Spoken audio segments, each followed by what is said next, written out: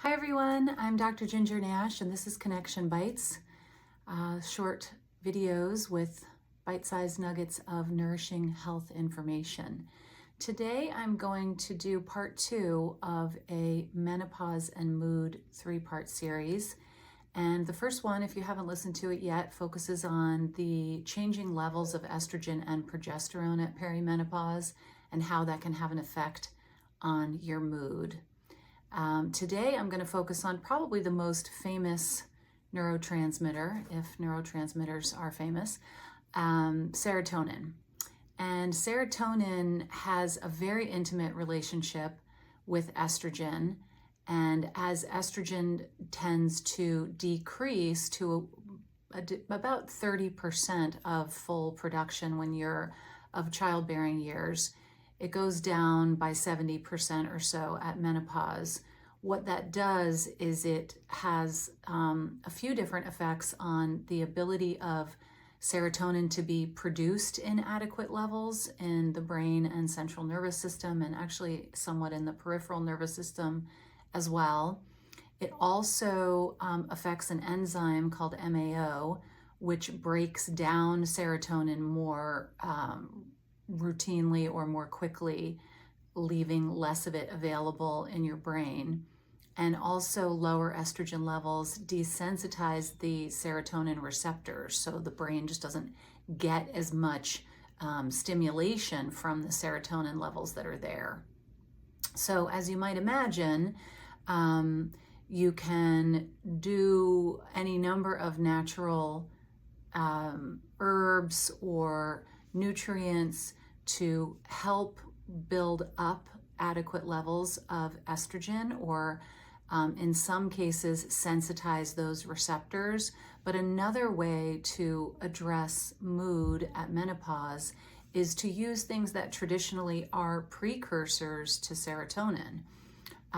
This is something you should definitely talk to your doctor or your naturopathic doctor about, but there are definitely natural agents that will affect the levels of serotonin, and also not just affect the levels, but will sensitize the receptors and also keep the serotonin that is in the brain more available in the synapses.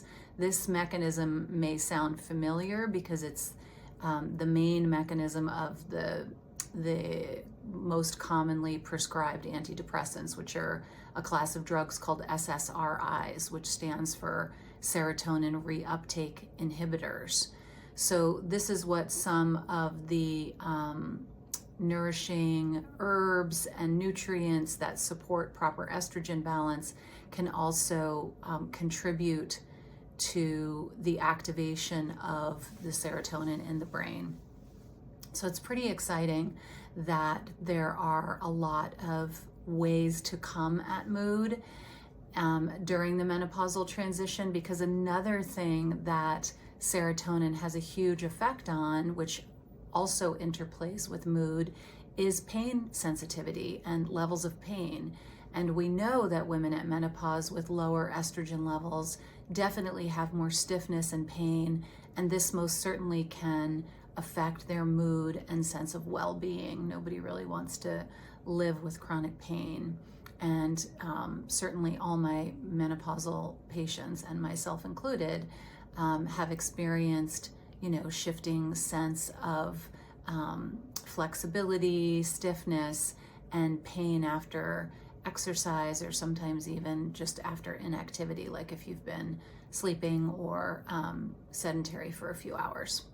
So anyway, I hope that you have found this helpful. There are some really interesting studies about the interconnections between estrogen and serotonin, and they are certainly in need of more research about natural agents, but so many patients of mine report that if they complain to their doctors at menopause about depression or anxiety or a combination of the two, very often they're just recommended to go on antidepressants. And for a lot of women, they would like to search out more natural options. So thank you very much, and I'll be back with part 3 about menopause and mood that relates to histamine levels.